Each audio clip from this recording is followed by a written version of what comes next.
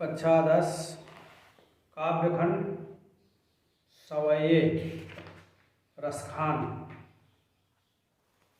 संक्षिप्त परिचय। रसखान का जन्म सन 1533 ईस्वी में, जन्म स्थान दिल्ली, गुरु गोसाई विठलनाथ, रस भक्ति और श्रृंगार रस। वास्तविक नाम सैयद इब्राहिम, मृत्यु सन 1618 ईस्वी। प्रमुख रचनाएं सुजान रसखान, प्रेम वाटिका, बाल लीला, अष्टयाम। भाषा है ब्रज, शैली मुक्तक, सरल और परमार्जित। सवये मानुष हो तो वही रस खानी, बसो ब्रज गोकुल गाँव के ग्वारन। जो पशु हो तो कहा बस मेरो, चरो नित नंद की धेनु मझारन। पाहन हो तो वही गिरि को, जो धर्यु कर छत्र पुरंदर धारण। जो खग हो तो बसेरो करो, मिली कालिंदी कूल कदम्ब की डारण। रसखान के सवैये। संदर्भ। प्रस्तुत सवैया कविवर रसखान द्वारा रचित रसखान ग्रंथावली से हमारी पाठ्य पुस्तक के काव्यखंड से संकलित सवैये शीर्षक से उद्धृत है।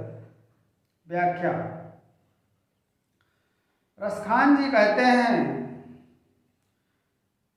कि यदि मृत्यु के बाद मेरा जन्म फिर से मनुष्य के रूप में हो, तो मेरी यही इच्छा है कि मैं ब्रज और गोकुल गांव के ग्वालों के बीच में निवास करूं। मानुष हो तो वही रसखान। रसखान कहते हैं कि यदि पुनः मेरा जन्म मनुष्य के रूप में हो, तो मैं ब्रज में और गोकुल के गांव के ग्वालों के मध्य में ही निवास करूं। जो पशु हो तो कहा बस मेरो, और यदि मुझे अगला जन्म पशु के रूप में मिलता है तो मेरा कुछ बस नहीं होगा। फिर भी मेरी इच्छा है, चरो नित नंद की धेनु मझारन, कि नित हमेशा नंद बाबा की गायों के मझारन माने बीच में ही विचरण करूं, चरूं। पाहन हो तो वही गिरि को, और यदि मुझे पत्थर बना दिया जाए, अगले जन्म में पत्थर के रूप में जन्म प्राप्त हो, तो उसी पर्वत का पत्थर बनूं, जिसे श्री कृष्ण जी ने इंद्र के गर्भ को चूर करने के लिए छाता की तरह उठा लिया था। अर्थात मुझे गोवर्धन पर्वत का पत्थर बनाया जाए। जो खग हो तो बसेरो करो, और यदि मुझे अगला जन्म पुनर्जन्म खग माने पक्षी के रूप में प्राप्त हो, तो मैं कालिंदी माने यमुना नदी के कूल माने किनारे कदम्ब वृक्षों की डालों में मेरा बसेरा हो। मैं वहाँ यमुना नदी के किनारे कदम्ब के वृक्षों में निवास करूं। पुनः अर्थ सुनिए पूरा। रसखान जी कहते हैं कि यदि मृत्यु के बाद मेरा जन्म फिर से मनुष्य के रूप में हो, तो मेरी यही इच्छा है कि मैं ब्रज और गोकुल गांव के ग्वालों के बीच में निवास करूं। और यदि मेरा जन्म पशु के रूप में हो, तो उसमें मेरा कोई बस नहीं होगा। फिर भी मैं चाहता हूं, मेरी इच्छा है कि मैं हमेशा नंद बाबा की गायों के बीच में ही चरा करूं। और यदि मेरा पुनर्जन्म पत्थर के रूप में हो, तो मैं उसी गोवर्धन पर्वत का पत्थर बनूं जिसे श्री कृष्ण भगवान ने इंद्र के अहंकार को नष्ट करने के लिए छाता की तरह, छत्ते की तरह उठा लिया था। और यदि मेरा जन्म पक्षी के रूप में हो तो मेरी इच्छा है कि मैं यमुना के किनारे कदम्ब के वृक्षों पर मेरा निवास हो। अर्थात रसखान चाहते हैं कि श्री कृष्ण की समीपता प्राप्त होती रहे। अगला, आज गई हुती भो रही हूँ, रस खान रही वह नंद के भौ नहीं। वाह को जियो जुग लाख करोड़, जसोमती को सुख जात कहो नहीं। तेल लगाई लगाए कैन्यन, भौ है बनाई बनाई डिठौ नहीं। डारी हमें निहार निहारत, वारत जो चुचुकारत छौ नहीं। प्रस्तुत सवये में रसखान ने श्री कृष्ण के प्रति यशोदा के वात्सल्य का वर्णन किया है। एक सखी दूसरी सखी से कहती है कि आज गई हुती भोर ही हूँ। भोर माने प्रातःकाल, सुबह। मैं नंद बाबा के भवन माने घर गई हुई थी। आज गई हुती भोर ही हूँ, रसखान रही वह नंद के भवन। मैं आज प्रातःकाल नंद बाबा के घर गई हुई थी तो उनकी माता श्री कृष्ण जी के साथ प्रेम में मग्न हुई थी, डूबी हुई थी। वाह को जियो जुग लाख करोड़, यशोमती को सुख जात कहो नहीं। वो सखी अपनी दूसरी सखी से कहती है कि यशोदा का पुत्र श्री कृष्ण लाख करोड़ करोड़ों वर्ष तक, करोड़ों युगों तक जिए। ऐसे पुत्र को प्राप्त कर यशोदा जी को जो सुख मिलता है उसका वर्णन नहीं किया जा सकता। यशोमती को सुख जात कहो नहीं। माता यशोदा के सुख का वर्णन नहीं किया जा सकता। तेल लगाई, माता यशोदा अपने पुत्र के शरीर में तेल लगाकर, आँखों में काजल लगाकर, अंजन तेल लगाई लगाई के अंजन तेल लगाती हैं, आँखों में काजल लगाती हैं। भाव है बनाए बनाई दिठाओ नहीं। भावें सवार करके, डिठावना नजर से बचाने के लिए लगाया हुआ टीका डिठौना कहलाता है। माथे पर नजर का टीका लगा करके और उनके गले में डारी हमेल निहार निहारत, गले में पहनने के आभूषण डाल करके उनको देख रही हैं।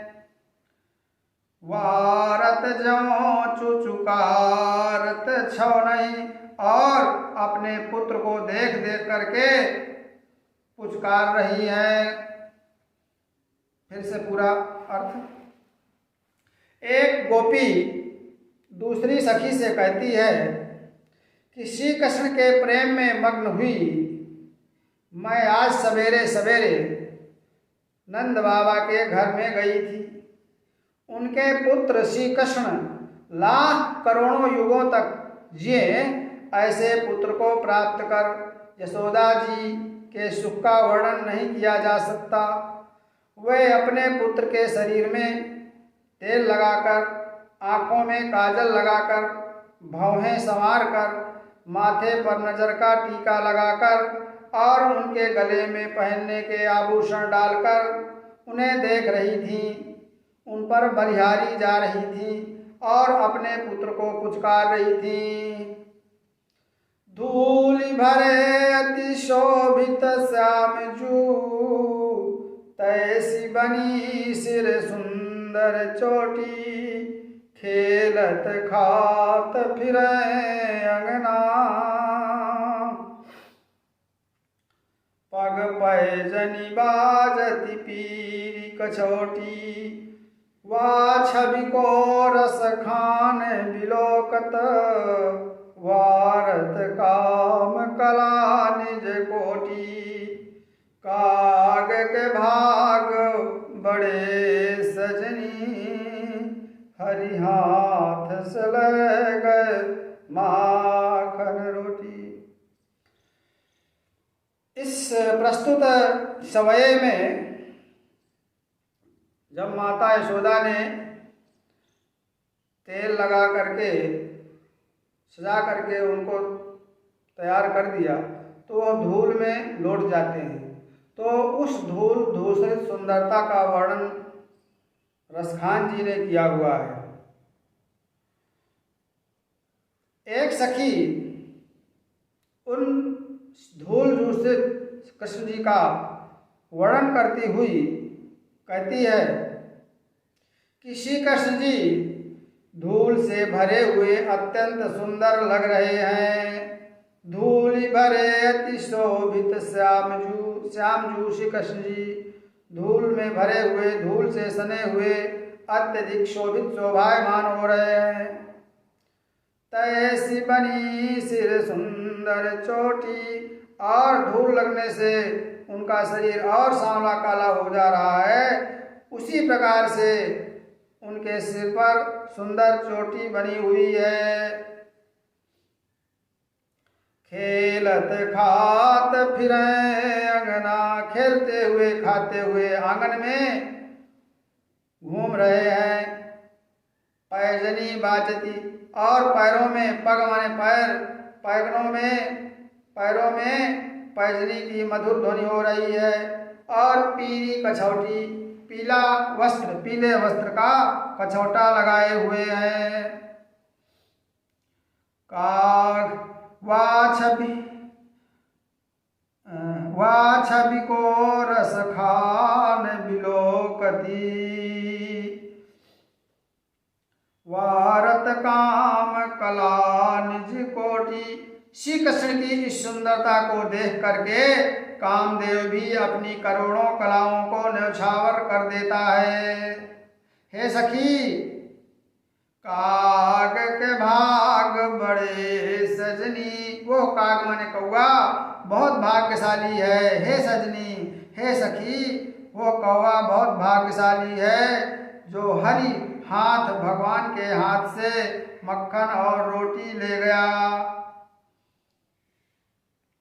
एक सखी दूसरी सखी से श्री कृष्ण के बाल सौंदर्य का वर्णन करती हुई कहती है कि श्री कृष्ण जी धूल से भरे हुए अत्यंत सुंदर लग रहे हैं।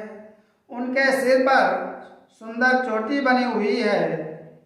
वे अपने घर के आंगन में खेलते और खाते हुए घूम रहे हैं। उनके पैरों में पायल बज रही है। उन्होंने पीला वस्त्र पहना हुआ है। श्री कृष्ण की सुंदरता को देखकर कामदेव भी अपनी करोड़ों कलाओं को न्यौछावर कर देता है। हे सखी, उस कौवे के भाग की सराहना की जाए, कितनी सराहना की जाए जो श्री कृष्ण के हाथ से मक्खन और रोटी छीन कर ले गया। जा दिन ते वह नंद का छोहरा, या बन धेनु चराई गयो है। मोहिनी ताननी गोदन गावत, बेनु बजाई रिझाई गयो है। वह दिन सो कछुटो ना सो, कै रस खान हिय में समाई गयो है। को न काहू की कानी करे, सिगरो ब्रज वीर बिकाई गयो है। छोरा, छोरा माने पुत्र। गोधन, ब्रज में गाया जाने वाला एक प्रकार का गीत। बेनु, बांसुरी बंसुरी बेणु या बेणु, टोना जादू, हिय में हृदय में, जा दिन ते वह नंद का छोरा, या बन धेनु चराई गयो है।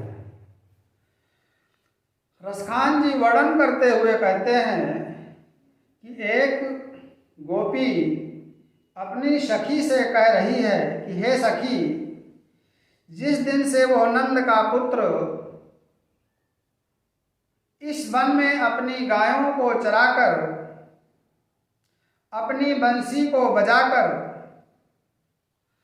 तथा उस पर गोधन नामक गीत की तान सुनाकर हमें रिझाकर गया है,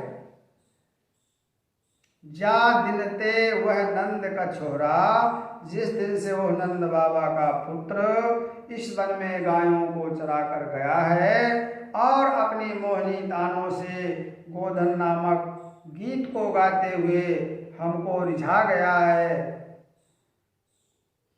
वह दिन सो कछु टोना सो, उस दिन से कोई जादू सा करके, टोना टोटका करके वह रस की खान श्री कृष्ण हमारे हृदयों में समा गया है। रस खान ही में समाई गयो है, उस दिन से वो श्री कृष्ण अर्थात रस की खान हमारे हृदय में समा गया है। को नहीं काहू की कान करे, तब से कोई किसी का लिहाज नहीं करता, शर्म नहीं करता है, अर्थात खुलकर श्री कृष्ण के प्रति अपने प्रेम को प्रकट करता है। इससे तो ऐसा प्रतीत होता है जैसे कि संपूर्ण ब्रज उस श्री कृष्ण के हाथों में बिक गया हो। को न काहू की कानी करे, कान माने मर्यादा, कोई किसी की मर्यादा नहीं करता है। लगता है यह सारा ब्रज बिका उस श्री कृष्ण जी के हाथों में बिक गया है, अर्थात उनके बस में हो गया है। कान भय बस बांसुरी के, अब कौन सखी हमको चाहिए, निस देव से रहे संग साथ लगी, यह सौतिन तापन को सही है। जिन मोहि लियो मन मोहन को, रस खानी सदा हमको दही है। मिल आओ सब सखी भाग चले, अब तो ब्रज में बांसुरी ही रही है। प्रस्तुत पद में साखी सवये में गोपियों का श्री कृष्ण की बांसुरी के प्रति सौतिया डाह ईर्ष्या प्रकट हो रही है। गोपियां कहती हैं कि कान श्री कृष्ण जी कान्हा बांसुरी के बस में हो गए हैं, इस बांसुरी ने उनको अपने बस में कर लिया है। बांसुरी को गोपियां अपनी सौत मानती हैं और कहती हैं कि यह बांसुरी, इस बांसुरी ने श्री कृष्ण जी को अपने बस में कर लिया है। हे सखी, अब हमको कौन चाहेगा, अब कौन सखी हमको चाहिए, अब हमसे कौन प्रेम करेगा। निस द्योस रहे संग साथ लगी, निस माने रात, द्योस माने दिन, यह बांसुरी रात और दिन उनके साथ लगी रहती है। बांसुरी स्त्रीलिंग है। यह बांसुरी रात दिन उनके साथ में लगी रहती है। यह सौतिन तापन क्यों सही है, हम इस सौत का कष्ट क्यों सहे। जिन मोहि लियो मन मोहन को, जिन्होंने मन मोहन अर्थात श्री कृष्ण जी को भी मोह लिया है। जिस बांसुरी ने श्री कृष्ण जी के मन को मोह लिया है। रस खान सदा हमको दई है, हे रसखान जी कहते हैं कि गोपियाँ कहती हैं कि वो बांसुरी हमेशा हमको जलाती रहेगी। मिलियाओ सब सखी, गोपियाँ कहती हैं कि आओ सब लोग मिल करके अब यहाँ से भाग चले, क्योंकि अब हम यहाँ पर हमें कोई पूछने वाला नहीं है। भागी चले अब तो ब्रज में बांसुरी रही है, अब यहाँ पर केवल बांसुरी ही रहेगी। एक सखी दूसरी सखी से कहती है कि हे सखी, श्री कृष्ण तो बांसुरी के बस में हो गए हैं, अब हमें कौन चाहेगा, कौन प्रेम करेगा। यह बांसुरी तो रात और दिन श्री कृष्ण के साथ लगी रहती है। इस सौतन के द्वारा दिए गए दुखों को हम कैसे सहन करेंगी। जिस बांसुरी ने मनमोहन श्री कृष्ण को भी अपने बस में कर लिया है, वही बांसुरी हमें सदैव जलाती रहेगी। हे सखी, आओ सब लोग मिलकर के इस ब्रज से कहीं और चलें, भाग चलें, क्योंकि अब तो ब्रज में श्री कृष्ण के साथ केवल यह बांसुरी ही रहेगी। मोर पखा सिर ऊपर राखियों, गुंज की माल गरे पहनूंगी। ओढ़ पीताम्बर ले लकुटी, बन गोदन ग्वारन संग फिरौंगी। भाव तो वो ही मेरो रस खानी, सो तेरे कहे सब स्वांग कराऊंगी। या मुरली मुरलीधर की, अधरान धरी अधरान धरूंगी। एक गोपी कहती है कि तुम्हारे कहने पर मैं मोर पंख को अपने सिर पर धारण कर लूंगी। मोर पखा सिर ऊपर राखियों, तुम्हारे कहने पर मैं मोर का पंख सिर के ऊपर रख लूंगी। गुंज की माल, और गुंजाओं की माला को अपने गले में पहन लूंगी। ओढ़ पीताम्बर, और पीला वस्त्र ओढ़ करके लय लकुटी, लकड़ी को लेकर, लाठी को लेकर के, बन गोधन ग्वारन संग फिरौंगी।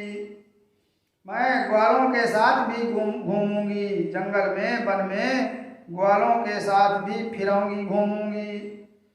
भाव तो वो ही मेरो रस खान, रस की खान श्री कृष्ण जी को जो अच्छी लगती थी, किंतु मैं श्री कृष्ण के अधरों पर शोभित होने वाली बांसुरी को अपने होठों पर नहीं रखूंगी। गोपी कहती है कि मैं सारी लीलाएं करने को तैयार हूँ जो रसखान को अच्छी लगती थी। रसखान अर्थात श्री कृष्ण जी को अच्छी लगती थी, लेकिन मैं बांसुरी को अपने होठों पर नहीं रखूंगी। या मुरली मुरलीधर की, जिस मुरली को, बांसुरी को मुरलीधर श्री कृष्ण के होठों को छुआ है, उस बांसुरी को अपने होठों पर नहीं धारण करूंगी। तात्पर्य यह है कि गोपियां मुरली से, बांसुरी से सौतिया डाह रखती थीं, अतः वे श्री कृष्ण की सभी लीलाओं को करने के लिए तैयार हैं, किंतु बांसुरी को अपने होठों पर नहीं रखना चाहती। लो